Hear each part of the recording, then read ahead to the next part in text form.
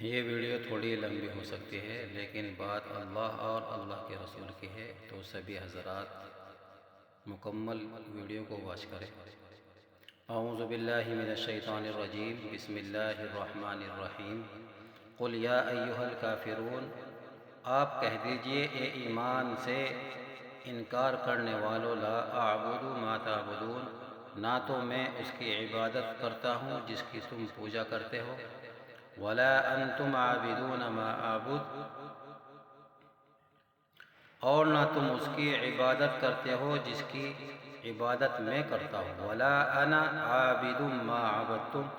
اور آئندہ بھی نہ میں اس کی عبادت کروں گا جس کی تم پوجتے ہو، ولا انتم عابدون ما اعبد، اور نہ تم موجودہ صورتحال کے اعتبار سے اس خدا کی عبادت کرنے والے ہو جس کی میں عبادت کرتا ہوں، لکم دینکم ولی دین، تو تمہارے لیے تمہارا دین ہے اور میرے لیے میرا دین ہے۔ رسول اللہ صلی اللہ علیہ وسلم نے جب مکہ میں لوگوں کو اسلام کی طرف دعوت دینی شروع کی تو اگرچہ ایک مختصر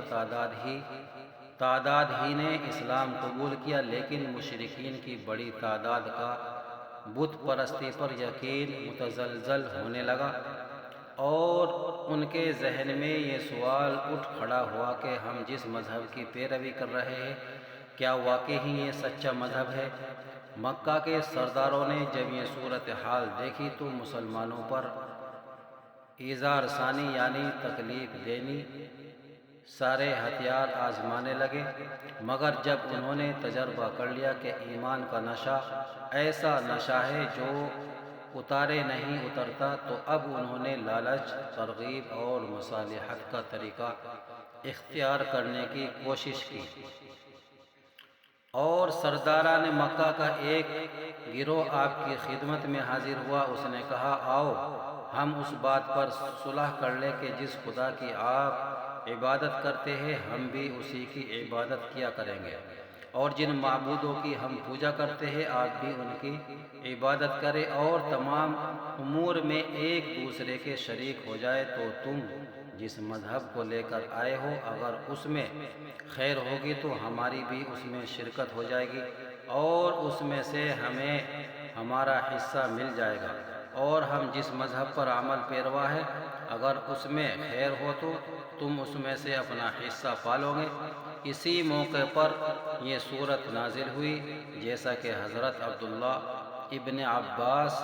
رضی اللہ تعالی عنہما سے نقل کیا گیا۔ حضرت عبداللہ ابن عباس رضی اللہ تعالی عنہ ہی کی ایک اور روایت میں ہے کہ انہوں نے عبادات کو سال میں تقسیم کرنے کو کہا کہ ایک سال آپ ہمارے معبود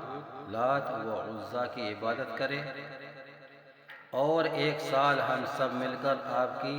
خدا کی عبادت کریں۔ ظاہر ہے کہ یہ بات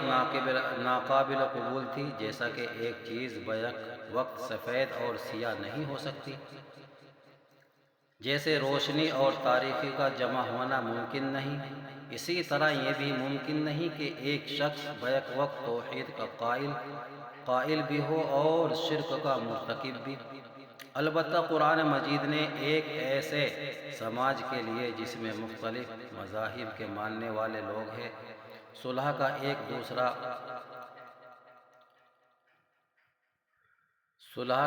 دوسرا فارمولہ پیش کیا کہ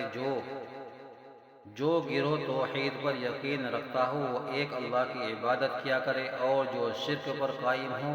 مسلمانوں کا کام یہ ہے کہ وہ اس میں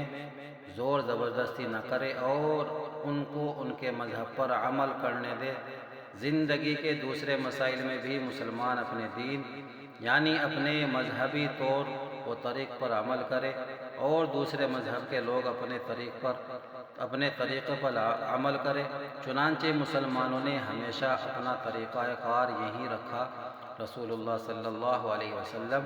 جب مدینہ تشریف لے گئے تو انہی اصولوں پر آپ نے مسلمان اور یہودی قبائل کے درمیان معاہدہ کرایا،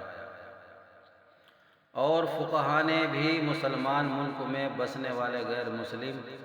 اقلیتوں کے لیے اسی اصول کو اختیار کیا گیا، ان کو اپنے مذہب پر عمل کرنے کی آزادی ہوگی۔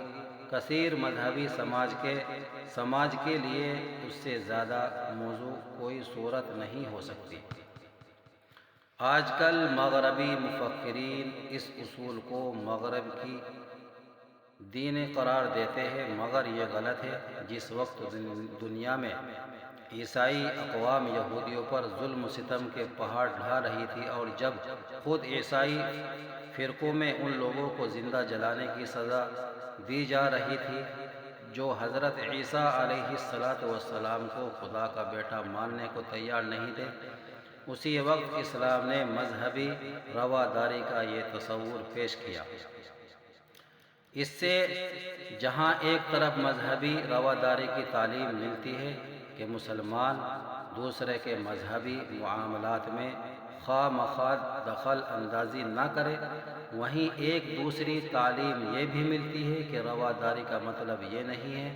کہ ہم اپنی شناخت کھو دیں اور دوسرے کے رنگ میں رنگ جائے۔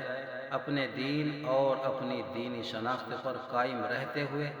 دوسرے اہل مذہب کے معاملے میں چھیڑ خانی سے بچنا رواداری ہے۔ افسوس کہ آج کل بعض مسلمان رواداری کے نام پر غیر اسلامی شعائر کو اختیار کرنے لگتے ہیں۔ وہ لوگوں کو دھوکہ دے سکتے ہیں، اللہ کو دھوکہ نہیں دے سکتے۔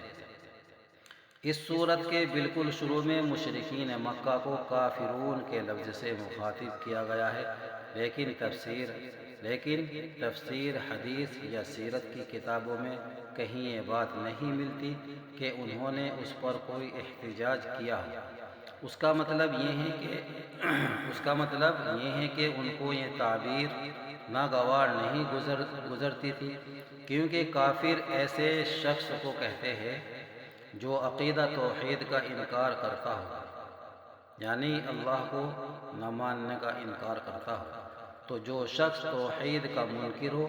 یعنی جو توحید کا انکار کرنے والا ہو، اگر اس کو کافر کہا جائے تو اس میں اس کی کوئی توہین نہیں ہے۔